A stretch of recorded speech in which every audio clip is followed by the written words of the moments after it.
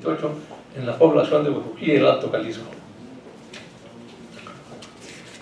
Si se pudiera hacer alguna conclusión de estos ordenamientos, se podría decir que ambos contienen el espíritu de una sociedad imbuida por los ideas moralistas emanadas de los textos religiosos, y en ambos también se puede apreciar el odio hacia la Constitución de 1917. Mediante estos documentos, sobre todo la Constitución que se llamó el Lombardo,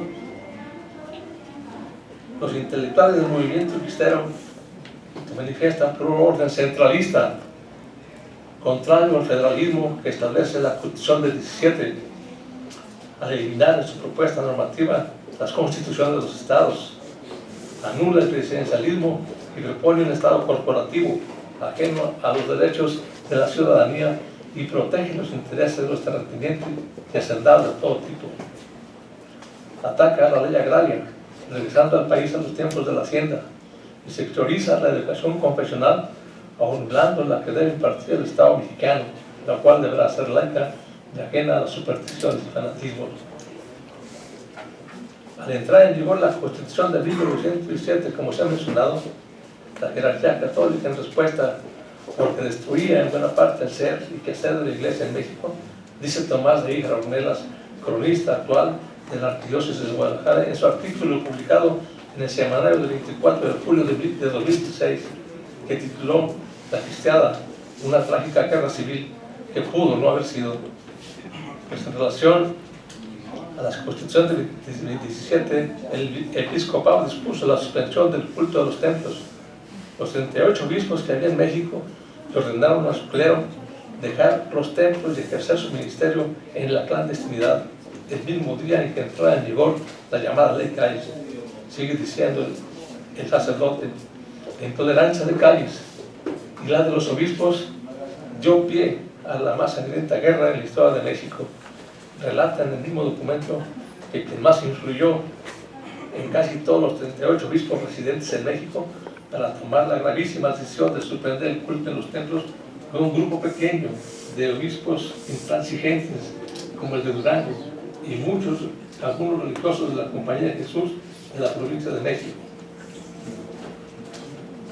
El 22 de junio de 1929, el licenciado Emilio Portes Gil, presidente de la República, anunció que el conflicto entre el clero y el gobierno había concluido, habiendo aceptado los representantes de la Iglesia Católica acatar incondicionalmente la Constitución de 1917 y las leyes en vigor, agregando que el gobierno no reconocía personalidad alguna de la Iglesia, puesto que la Carta Magna es terminante en ese sentido. Parafraseando al escritor colombiano Gabriel García Márquez, así los tiempos de 100 años de soledad habían por fin terminado. Gracias.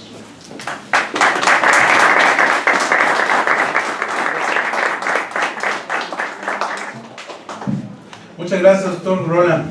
Interesante. Aprendimos algo el día de hoy. Hay una sesión, un espacio como de 5 minutos, 5 a 10 minutos para quien guste preguntarle algo al doctor acerca del tema. Damos un pequeño receso para que nos plantee la pregunta. Y al final tenemos una distribución de material que el Instituto de Estudios del Federalismo ha producido en el marco de la conmemoración del centenario de nuestra Constitución. Una vez que el doctor nos haya respondido las preguntas que les hayamos hecho, pueden pasar a la mesa de aquí al lado para recoger esas publicaciones. Adelante. Sí, doctor. Bueno, después de, como dijo nuestro conductor, el señor secretario técnico de este comité, de esos magníficos documentos que usted nos trae a la luz con todos los contenidos, porque bueno, la historia es la historia y la historia debemos respetarla. Hay un documento, porque hubo un personaje que tuvo que ver y que relacionarse, porque era el obispo, un obispo también militante en estos terrenos, que fue Orozco y Jiménez, Francisco Orozco y Jiménez. Y hay una correspondencia epistolar entre José Guadalupe Zuno Hernández, gobernador, y él, extraordinarias, que plantea, y yo quiero destacar la figura de Zuno porque era el gobernante ya de un gobierno civil que estaba luchando todavía precisamente por mantener sus principios y mantener el respeto constitucional. Y ahí queda muy claro el vigor con el que Zuno tiene que conducir el gobierno de leyes, enfrentando con mucha claridad, pero con contundencia, las decisiones del obispo. Vale la pena analizar eso por aquello de las decisiones que desde el gobierno legítimamente establecido debemos todos respetar y que esté asentado en la norma. Cuando se pierde el orden institucional y el orden en las leyes, que son las tentaciones de quienes siempre quieren estar en la disidencia, es decir, oponerse por oponerse para que que genere el caos, y la norma para eso debe cumplirse, y para eso están las autoridades, para hacerla que se cumpla, al margen de filias y fobias. Es muy interesante esa correspondencia, vale la pena tenerla presente, doctor. Sí, maestro Jurado, en algunos documentos que encontré hay un texto que se llama La Revuelta Cristera de Silvano Barba González. Ahí menciona a Zuno y menciona al arzobispo que usted acaba de mencionar, y es en efecto cierto, ¿no? La lucha se dio muy fuerte a esos niveles. Doctor, muchísimas gracias por abrirnos los ojos. Su servidor pertenece al sector obrero. Noto que en esas constituciones son carentes de justicia social. En esas épocas también estaban los trabajadores y teníamos un antecedente negros en el porfiriato por las famosas huelgas de Cananea y Río Blanco. Veo que más bien es como un catecismo y carece de toda justicia social para los trabajadores. Se olvidaron de los grandes pensadores, de los libres pensadores que desde la Constitución del 57 venían arrastrando precisamente lo que era la justicia social. Hoy en día vemos que todavía los curas no entienden verdaderamente que la única solución es la educación de nuestros hijos, y que ojalá entiendan en un futuro que México, para salir de este hoyo, necesitamos que nuestros hijos se inmiscuyan en la cultura y con el perdón, porque somos católicos y no de la religión. Muchas gracias, doctor, por abrirme los ojos. Gracias, maestro. Sí, el antecedente de los trabajadores pues lo tenemos desde los batallones rojos de Obregón, en su lucha contra los huertistas, en fin, contra los restos de las dictaduras, ¿no? Y realmente en el movimiento cristero también tuvieron parte, porque, bueno, en algunas ocasiones se hicieron lo que se llama recolecta de soldados, pues, para fortalecer las filas del ejército federal. Gracias. Sí, Mellado. ¿Qué tal? Bueno, muchas felicidades, Gracias. don Jesús. Ha sido una exquisita exposición la que usted nos ha compartido. Yo me atrevería, si me permiten, hacerle 3 preguntas muy directas, sobre todo para conocer su opinión personal. Voy a hacer pausa en cada una de las 3 para que no parezca un diluvio de información. Sí. Me marcó mucho esta reflexión con la que usted abre su exposición y que tiene que ver con el tema milenario, el asunto de los milenios, y de cómo, pues, desde la época prehispánica ciertamente tenemos una concepción y una calendarización del tiempo milenaria. En más de algún sentido, esto ocurre pues en 1521 con la caída de Tenochtitlan, después en 1821 con la guerra de independencia, la revolución de independencia, y de alguna manera en algún autor que leí en la revista Nexos hace 3 o 4 años, se expresaba la siguiente reflexión, la siguiente pregunta. A ver, ¿cómo es que le fallamos a la historia en el 2010 si este es un país acostumbrado a escribir su historia con sangre, no con tinta? Ya en 1810, el cura Miguel Hidalgo y Costilla encabezó un movimiento armado que culminaría 11 años después con el ingreso de Guerrero, Iturbide y O'Donoghue, ¿no es cierto?, en la Ciudad de México, independizándonos de Europa. Luego, en 1910, Francisco Indalecio Madero inicia una rebelión que no fue revolución. Yo creo que la verdadera revolución fue la de Venustiano Carranza, que se opone en 1913 con el Plan de Guadalupe al presidencialismo, como usted lo ha expresado, de don Victoriano Huerta. Uno de los tres jaliscienses que han logrado llegar a la presidencia de la República, ¿no?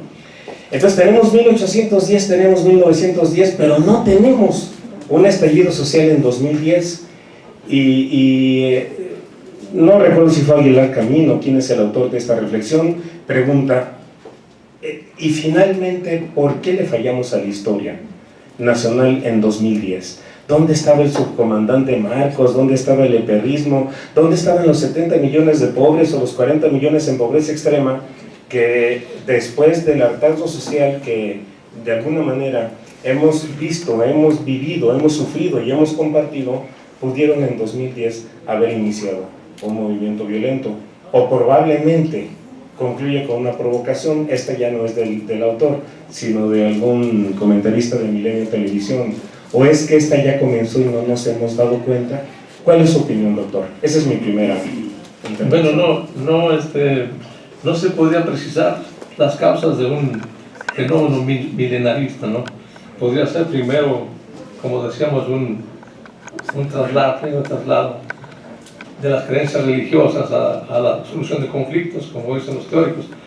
Pero en nuestro caso, en el siglo XX, pues de hecho ya hubo un movimiento, pero obviamente las medios de comunicación, las redes, la televisión, el radio han mermado mucho el espíritu de lucha de los campesinos, que ya no existen, de los urbanos tampoco. Entonces, si no hay esa masa, es difícil emprender algún movimiento.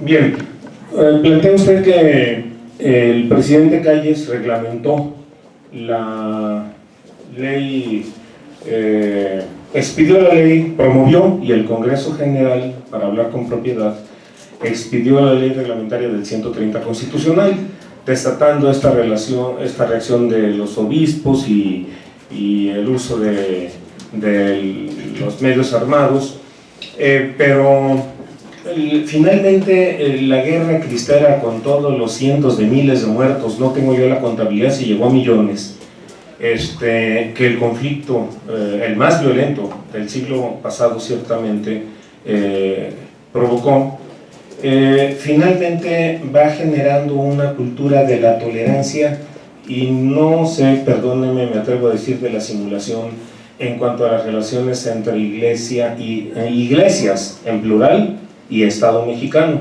que algunos autores como Jorge Carpizo o Diego Valadez han descrito bastante bien en sus obras.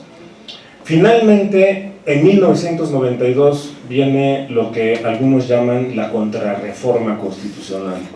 Es decir, con la ley Salinas, así la conocen doctrinalmente, la ley que el presidente Carlos Salinas de Gortari expide, primero por un lado, con la iniciativa para reformar el 130, básicamente creo que en tres sentidos: devolviéndole a las asociaciones religiosas personalidad jurídica; segundo, concediéndoles a los ministros de culto el derecho a votar y también a ser votados si cumplen las condiciones del artículo 14 de la Ley de Asociaciones Religiosas, separarse 5 años ante la Secretaría de Gobernación, etcétera, etcétera.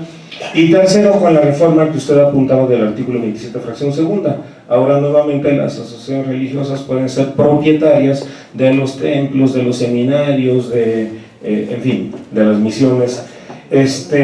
¿Cuántas, sin ironía, por favor, no me vayan a malinterpretar, cuántas visitas del Papa polaco fueron necesarias?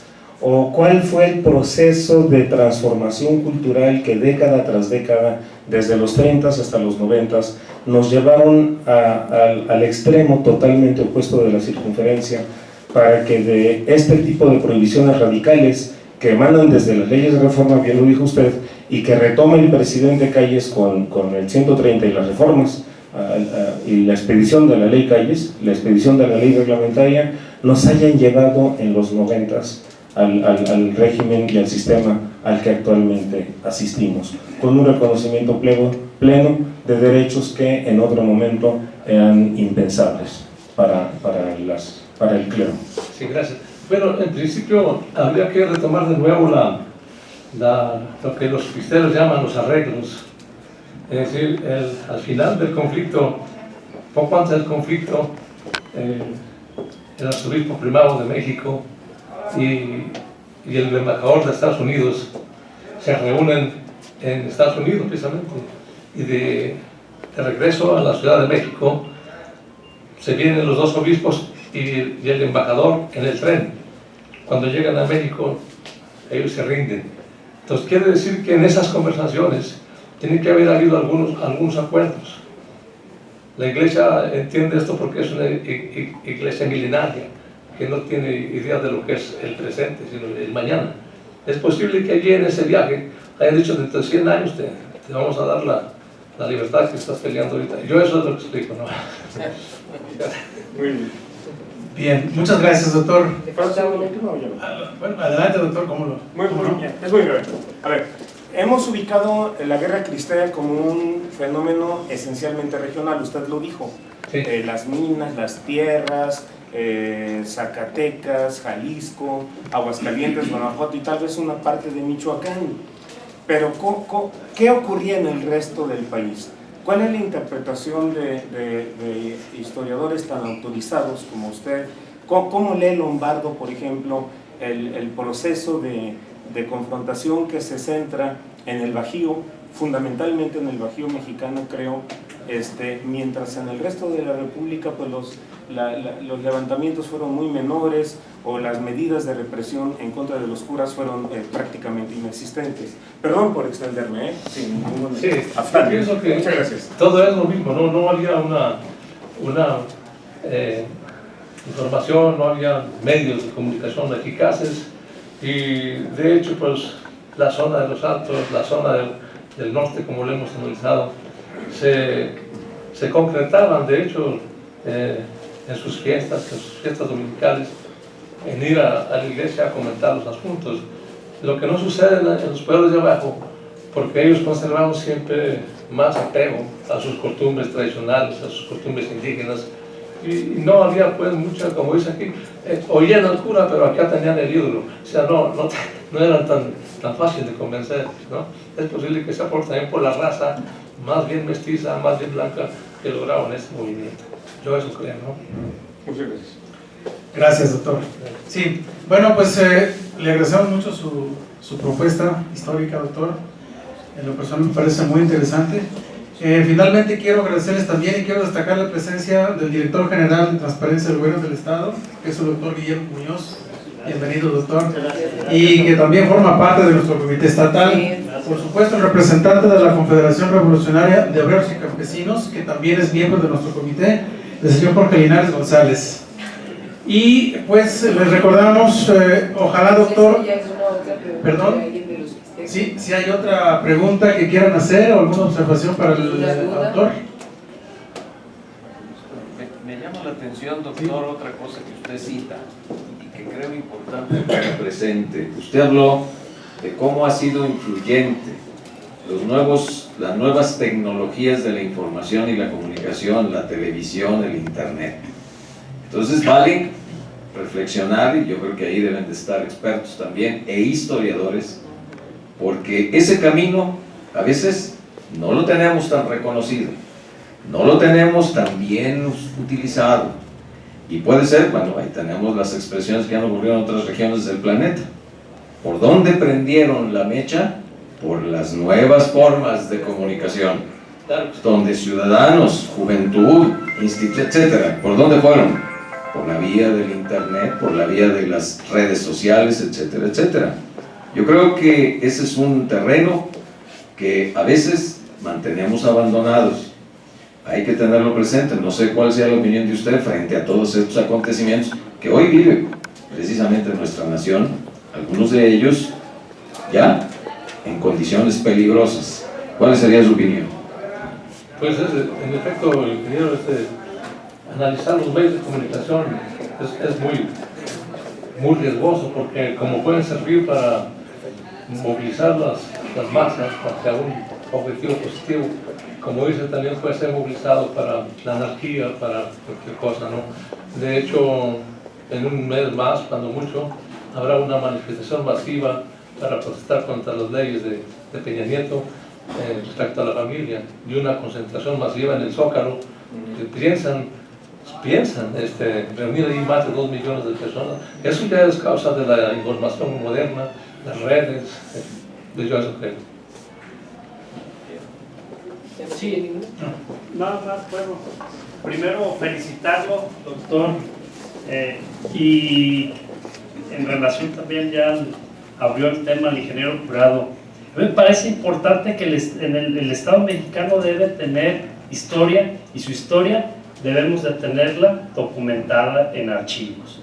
Me parece que el asunto fundamental de origen son los archivos, el acceso a la información, que dicho sea de paso, de los antecedentes a nivel mundial. Hace 200 años llega, por ejemplo, en Suecia el tema de la transparencia, en México llegó hace 12 años, pero el tema de archivos, del acceso a la información, es un tema fundamental para la función pública mexicana y sobre todo para escribir la historia, pero historias completas, historias que le ayuden a gente como usted a poder hacer planteamientos, análisis históricos, pero insisto, con un sistema objetivo, un sistema que le dé confianza, de archivos para toda la sociedad mexicana. Me parece que es un tema pendiente, una asignatura pendiente en el sistema político mexicano y por supuesto en la función pública mexicana.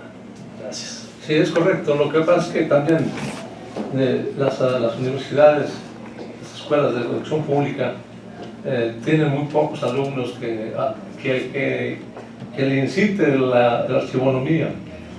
Cuando yo era estudiante había una carrera que se llamaba así precisamente, archivonomía, de la que conozco muchos compañeros que están en la biblioteca, pero se acabó, entonces ya no se genera. Tiene razón. Doctor, abusando nomás una pregunta. Es que al sector obrero nos preocupa sinceramente la historia y el futuro de México. Una pregunta directa: ¿hasta qué punto nuestros vecinos del norte influyen en estos conflictos? Porque vemos en la historia, nuestros vecinos del norte siempre sacan el provecho. Entonces, no me es tanto curioso de que también hubiera el mediador es Estados Unidos.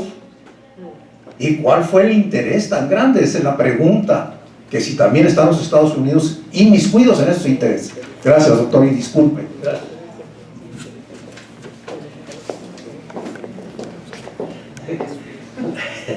Lo que pasa es que de Estados Unidos, pues ya sabemos la historia, ¿no? Nosotros dependemos en todo. Absolutamente en todo. No se puede decir nada de ellos, no creo que es nada mejor. Entonces esperemos a Trump. Obama, A ver qué saca. Bien, pues finalmente le cedemos el uso de la palabra a la diputada Ruiz Moreno para que nos termine con un mensaje. Bueno, pues muchísimas gracias por su asistencia. Yo quiero decirles que tenemos que hacer un gran compromiso. Estamos trabajando fuertemente para fortalecer estos festejos de nuestra Constitución Federal y la nuestra, la propia, sí, que cumplen 100 años las dos. Este equipo pues se puede llamar de soñadores, sí, que estamos tratando de rescatar la historia, con la presencia hoy del doctor José Rodríguez Gurrola, que para mí es muy satisfactorio que estuviera aquí en su casa en el Congreso del Estado, pero que vamos a seguir haciendo esto y vamos a lograrlo multiplicar. Hace un momento, conversando ahí atrás, me decían, la mayor preocupación es que los ayuntamientos se sumen. Esto no es de colores, señores. Esto es nuestra patria, es México, y México es primero. Y sí, siempre vamos a ser muy interesantes para los vecinos del norte y para cualquier otro vecino y el que tenga billetes aquí dentro de nuestro país, para buscar desestabilizar a los ciudadanos. Ahí es en donde debemos agarrarnos las manos, gobierno y sociedad, para poder salir adelante. Creo que este es el momento de empezar a cobijar este aniversario más de la Constitución, que quizás a muchos de nosotros, estoy segurísima, no nos volverá a tocar otros 100 años, pero sí les puedo decir que tenemos que rescatar ese civismo que tanto necesitamos si queremos rescatar a nuestro país. Un solo hombre, ni el presidente, ni el gobernador, ni los diputados, nadie va a poder hacer nada sin la ayuda de la sociedad civil, pero tampoco ninguna sociedad civil va a poder hacer nada sin el apoyo de sus gobernantes. Vamos a empezar a respetar los poderes y vamos primero que todo a respetar y sentirnos orgullosos de nuestra Constitución y sigamos aprendiendo. Siempre se aprende. Hoy me llevo mucha tarea. Muchas gracias. Pero sobre todo hay que llevarnos ese compromiso. Tenemos que tener estos salones llenos de gente que se interese y que si conocemos a las personas de los demás ayuntamientos, sobre todo de la zona metropolitana, que lo multipliquemos para poder llegar a nuestras niñas, niños, adolescentes y jóvenes y, ¿por qué no?, a nosotros como adultos, para saber, reconocer y sentirnos orgullosos de ser mexicanos, de ser jaliscienses. Muchas gracias por su intervención, gracias a los que intervinieron y les deseo lo mejor del mundo. Diputada Lili Morones, gracias por su interés, porque estamos interesados los diputados en estos eventos y vamos a seguir más interesados. Pero antes de decir la última palabra final, es cierto, rescatemos los archivos. Hay archivos que se están, de verdad, los libros desmoronando, están enlamados, nadie se preocupa por ello y alguien tendrá que hacer esto. Entonces, ya me pondré de acuerdo con los especialistas que tengo aquí enfrente para ver ahora qué vamos a hacer sobre estos archivos. Pues siendo, ¿qué horas son? 1:20. Siendo las 13 horas con 20 minutos, damos por clausurada esta magna conferencia del doctor José Rodríguez Burrola, invitándolos para la siguiente. Muchas gracias. Los invitamos a que pasen a la mesa de al lado para que adquieran los ejemplares de publicaciones del instituto. Nada más les pedimos que anoten sus datos personales.